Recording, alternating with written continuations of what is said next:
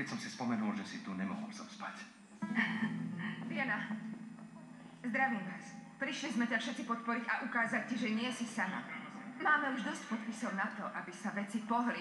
Uvidíme, či odvolajú toho podlého starostu a dajú nám konečne niekoho čestného. To je dobre, ďakujeme, Vera. S dovolením, dobrý deň. Vera, už som počul, čo zamýšľaš podniknúť v dedine. Chcete povedať, že sa to nesmie? Nie, v žiadnom prípade.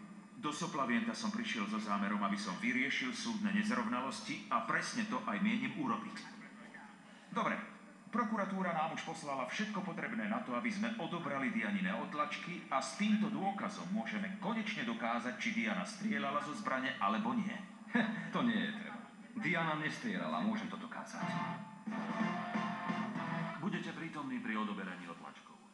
Nie je to obvyklé, ale máme špeciálny súhlas. Zrejme sa v tejto oblasti často porušuje zákon. To je skvelý nápad, advokát. Je pravda, že tunajšie úrady sú skorumpované a potrebujem niekoho, kto obhájí moje záujmy. Ideme? Poďme. Poviem ti na to len jedno, Kato.